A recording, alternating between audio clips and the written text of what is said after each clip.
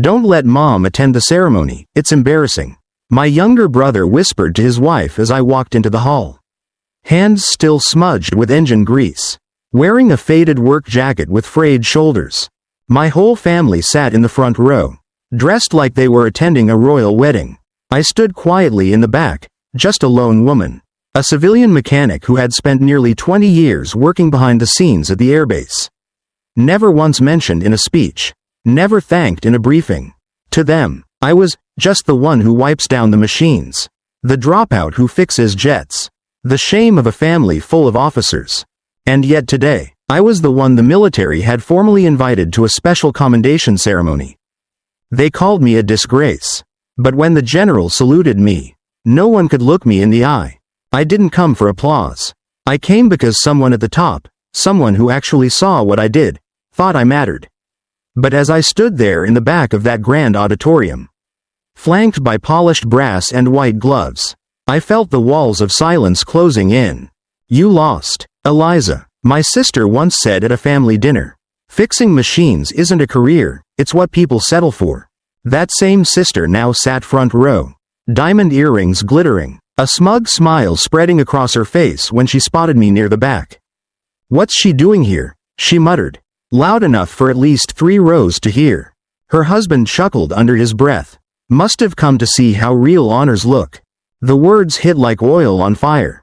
A few officers nearby turned their heads toward me, sizing me up in one glance. Old jacket, scuffed boots, no makeup, no rank. I saw it in their eyes, that flicker of superiority.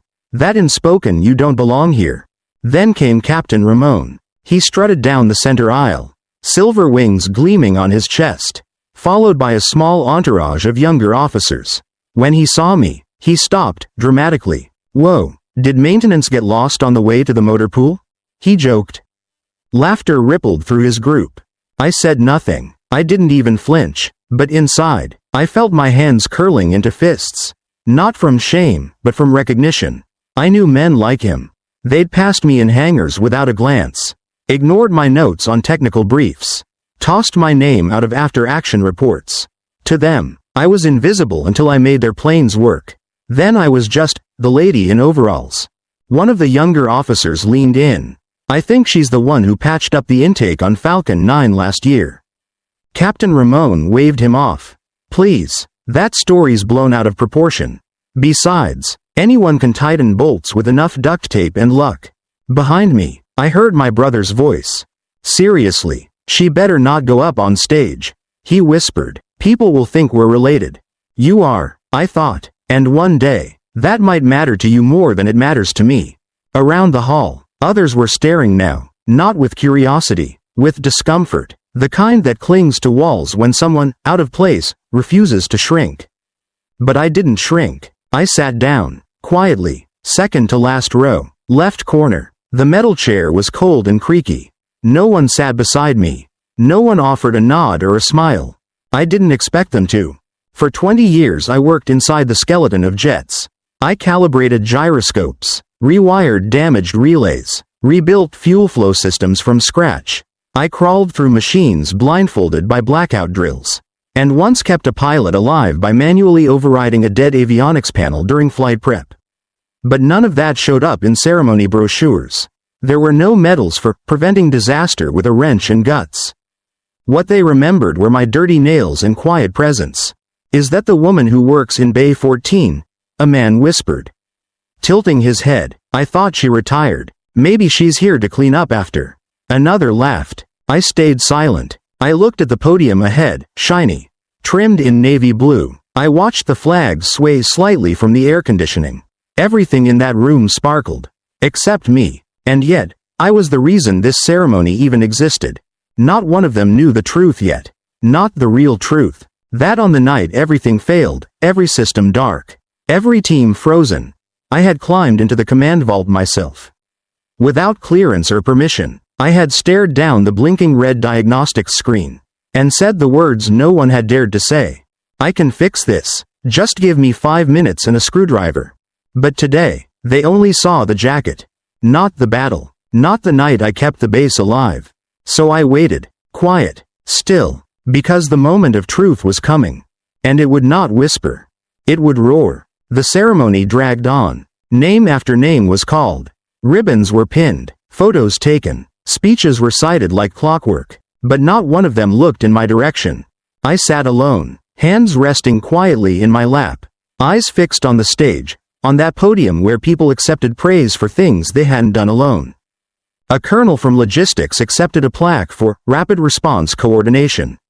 I remembered that night. His team was the first to shut down. I'd walked past their dark terminals on my way to the sub-panel vault. Wires sparking, backup generators failing. A tech sergeant received a commendation for sustained system reliability. I had rebuilt 2 of those systems myself. Off record, using parts no one else could source. But the official report never listed my name. Just maintenance support. Completed. I said nothing. That's the thing about being the quiet one. People get used to your silence. They confuse it with weakness. They think if you don't argue, you must agree. If you don't stand up, you must not matter. But I wasn't silent because I lacked the words. I was silent because the truth doesn't need to shout. Not when it's real. From the corner of my eye, I saw a familiar face, Lieutenant Grant. The only one who ever spoke to me like a peer. He glanced back, met my eyes for a moment, then looked away as if uncertain what to say. His lips parted, then nothing. They were all waiting for someone else to speak first. Even now, even after everything, they were afraid to be the one who acknowledged me. I didn't blame them. Courage isn't loud. Sometimes it's just a whisper no one dares to say out loud. And in that room full of medals and mirrors, nobody wanted to admit that the most important person that night was the woman in the oil-stained jacket. You know what's funny? After I rerouted the relay that night, after the power surged back on and control was restored, they didn't cheer. They didn't even look at me. They rushed past me like I was part of the wall. A tool. An object. It wasn't until days later that someone upstairs read the black box logs and saw the access codes I'd used. Codes no one else knew. Because I'd written that failsafe system myself. In the shadows. Back when they said the project didn't need it. I didn't do it for glory. I did it because planes don't fly on speeches. They fly on precision. And sometimes, precision comes from people no one invites to the banquet. The intercom clicked. Final recognition of the morning will be presented by General Marcus Lowell. Base Commander. The room stilled. Every conversation stopped. Every chair straightened. Even my brother, who had barely glanced at me all morning, sat up in his seat and adjusted his tie. General Lowell walked slowly to the podium. No smile, just that heavy, unreadable look on his face. A silence spread through the room. Deeper than before, thick with something no one could name. Anticipation? Or maybe reckoning. He opened a folder, paused, then said my name, clearly, calmly. Ms. Eliza Hart. My name echoed like thunder in a canyon. Dozens of heads turned toward me at once. The silence that followed wasn't empty. It was heavy, not because they didn't know who I was, but because they suddenly did. And they remembered everything they'd said, everything they didn't say, everything they chose to overlook. I rose. No smile, no tears, just quiet steps toward the light. The story wasn't over. But the silence? The silence was finally broken. If you've made it this far into Eliza's story, then you're listening deeper than most people ever do. Drop a comment with the number 1 if you're still here with me. We're just getting to the part where everything changes. Part 4 is coming. You don't want to miss what happens next. My boots echoed against the floor as I walked down the aisle. Each step felt heavier, not because I was nervous, but because every pair of eyes followed me now. All the people who had once looked past me suddenly couldn't look away. Some whispered, others just stared. I caught glimpses, my sister frozen, lips parted but silent, my brother gripping his tie like it might hold him in place. The captain who mocked me earlier sat stone still, his jaw tight, and I just kept walking. I didn't look left or right. I didn't smile. I didn't flinch. I simply reached the steps, climbed them one by one, and stood beside General Marcus Lowell. He didn't ask me to speak. He didn't offer a handshake. Instead, the 4-star general, one of the most respected men in the entire Air Force, turned toward me and saluted. A crisp, silent, full salute. The room held its breath. This wasn't part of the program. Salutes are for those in uniform. Officers. Enlisted ranks. Not for civilian women in worn jackets. But there he stood, his right hand raised with precise honor. His expression clear and steady. Not a gesture of courtesy. A gesture of respect. After a moment, he lowered his hand, then turned back to the mic. "I could stand here and tell you what Ms. Hart did," he said slowly, "but that would never be enough. Because what she did that night cannot be measured in numbers or checklists."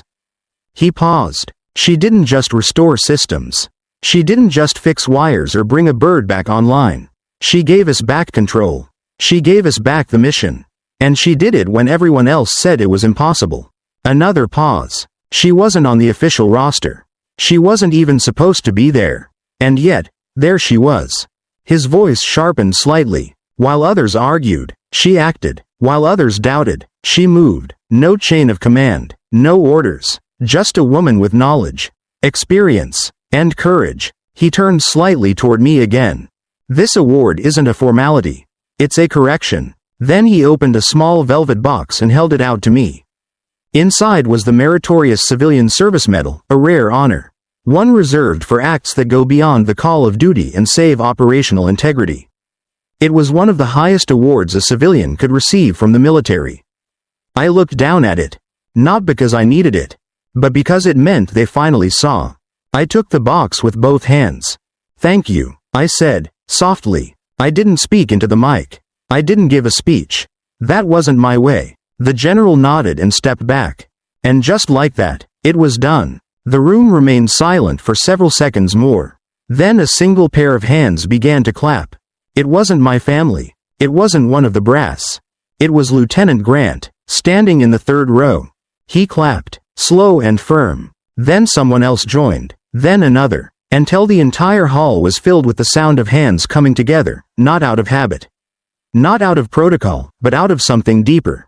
Out of awe. Out of realization. And maybe, just maybe, out of regret. I stepped down from the stage without fanfare. The same way I had stepped into so many hangars over the years, quietly. Steadily, without expecting thanks. But this time, they moved aside. They made space. Even Captain Ramon lowered his eyes as I passed. And for the first time in 2 decades, I didn't feel like I had to disappear. I didn't feel like I had to explain why I was there. Because now, they knew. I didn't need a title to matter. I didn't need a rank to lead. Sometimes, you just need the right moment to finally be seen. And this was mine. I didn't rush as I stepped off the stage.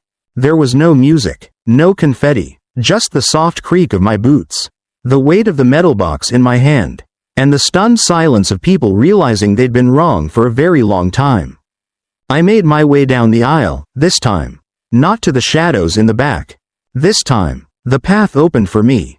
People shifted aside, no longer seeing me as the mechanic who didn't belong, but as the one who had kept the mission alive when no one else could.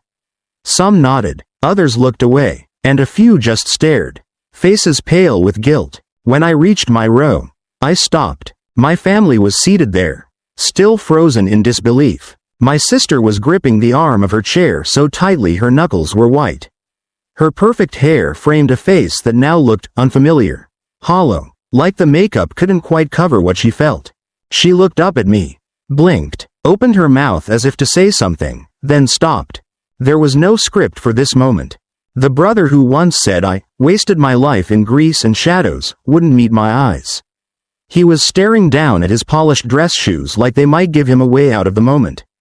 I stood there a beat longer, just long enough for them to feel everything they had ignored over the years. Every birthday I spent alone in base housing. Every missed call. Every family photo where I was cropped out, not maliciously, just conveniently. It all came back to them. Loud and undeniable. I didn't speak. I didn't need to. Truth has a way of making its own noise. Behind me, I could feel the eyes of the audience still on my back. But I didn't care. This wasn't their reckoning. This was for the people who had once laughed at my calloused hands. Who told me I threw away my potential by becoming a technician instead of wearing a uniform like the rest of them. Who had invited me to holidays out of obligation, only to mock me when I brought shop-worn gifts I'd saved for months to buy. I nodded to my mother. She was crying, silent, still, and finally seeing her daughter not as a disappointment, but as someone who had done what no one else in that room had done. She mouthed the word, sorry. And for the first time in years, I believed she meant it. Not because she said it, but because she didn't try to explain it away. That was enough. I turned and walked past them. Out of the row. Out of the expectations they had tried to cage me in for most of my life. Near the exit, I caught a glimpse of Captain Ramon. He was standing stiffly, staring at the floor, face red with shame. He didn't speak either. Didn't offer one of those performative apologies. No forced handshake. No, you earned it. Just silence. Good. Sometimes, silence is the only apology that matters, when words would only cheapen the truth.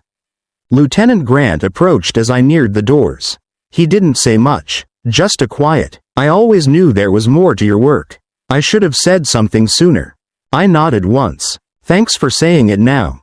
He held the door open for me. That simple. No fanfare. No parade. I stepped outside, into the sharp afternoon sun. The air tasted cleaner, lighter, not because anything had changed around me, but because something had changed within them. Inside those walls, they would write new reports, new commendations, maybe even new protocols about listening to the voices they used to overlook. But I didn't need to stay for that. I had done what I came to do. I showed up, I stood still, and I let the truth speak louder than I ever could.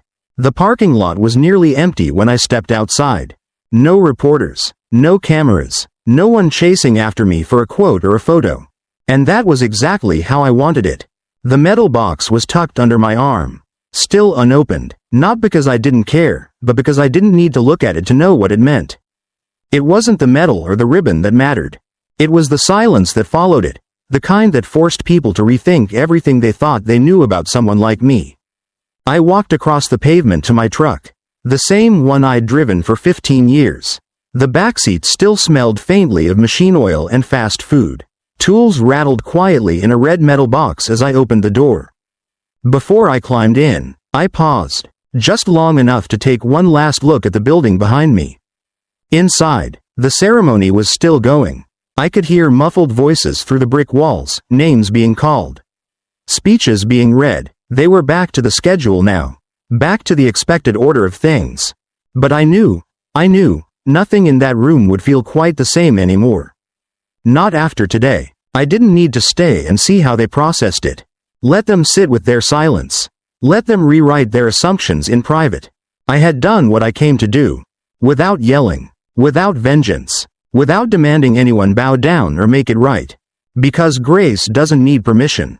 And dignity doesn't wait for validation. I started the engine. Let it rumble to life beneath my hands. The same hands that had restored flight to a dead jet. The same hands that wiped tears off my face after being left out of family portraits. The same hands that never stopped working even when no one said thank you. As I pulled out of the lot, I saw General Lowell standing on the second-floor balcony. Alone. Watching. He didn't wave. He didn't salute again. He just gave a small nod. And somehow, that meant more. Not because it was grand, but because it was real. I drove away with the window down. Wind in my face. Metal still unopened on the passenger seat.